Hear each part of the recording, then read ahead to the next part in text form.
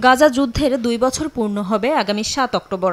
Israeli হামলায় এরই মধ্যে উপত্যকাটির অন্তত 90% ঘরবাড়ি ধ্বংসপ্রাপ্ত হয়েছে। বহুদিনের চেষ্টার পর এ যুদ্ধ বন্ধের কার্যকর অগ্রগতিও হয়েছে। মার্কিন প্রেসিডেন্ট ডোনাল্ড ট্রাম্পের দেয়া 20 দফা প্রস্তাবের বেশ কয়েকটির বিষয়ে সম্মত হয়েছে ফিলিস্তিনের স্বাধীনতাকামী সংগঠন হামাস।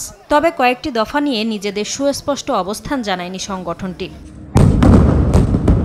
গাজার অন্তর্বর্তী সরকার পরিচালনায় ট্রাম্পের প্রস্তাব প্রত্যাখ্যান করেছে হামাস। মার্কিন প্রেসিডেন্টের নেতৃত্বে নয়, বরং আরব ও মুসলিম দেশের সমর্থনে ফিলিস্তিনিদের হাতে গাজার শাসনভার হস্তান্তর করার বিষয়ে সম্মতির শর্ত দিয়েছে সংগঠনটি। নিজেদের ফিলিস্তিনের অংশ দাবি করে গাজার সব ধরনের দায়িত্ব পালনে যুক্ত থাকার কথাও জানিয়েছে হামাস। ট্রাম্পের প্রস্তাবের মধ্যে একটিতে বলা হয়েছে, ইসরায়েল চুক্তি মেনে নিলে 72 ঘণ্টার মধ্যে আটক জিম্মিদের ফেরত পাঠাবে হামাস। এর বিপরীতে যাবজ্জীবন সাজাপ্রাপ্ত 250 বন্দীর পাশাপাশি আটক 1700 ফিলিস্তিনিকে মুক্তি দেবে ইসরায়েল। মুক্তি পাওয়া একজন ইসরায়েলির বিপরীতে 15 ফিলিস্তিনির মরদেহ ফেরত দেয়া হবে বলেও উল্লেখ রয়েছে।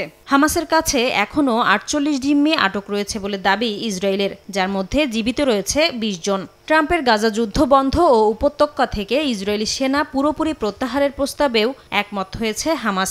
তবে কয়টি ধাপে ইসরায়েল সেনা প্রত্যাহার করবে তা নিয়ে কোনো মন্তব্য করেনি সংগঠনটি। এদিকে গাজা ভূখণ্ডে ইসরায়েলি দখলদারিত্ব প্রত্যাখ্যান করেছে তারা। ইসরায়েলি সেনারা ফিলিস্তিনি বন্দী মুক্তির পর তাদের পাঠাতে একটি নির্ধারিত সীমানা খুলে দেওয়ার কথাও উল্লেখ আছে মার্কিন প্রেসিডেন্টের প্রস্তাবে। গাজা পুনর্গঠন, দ্রুত খাদ্যপণ্য, ওষুধসহ বিভিন্ন ধরনের ত্রাণ পাঠানোর কথাও প্রস্তাবে বলা হয়েছে। ট্রাম্পের এই উদ্যোগকে স্বাগত জানিয়েছে হামাস। নাসরিন রুমি, সময় সংবাদ।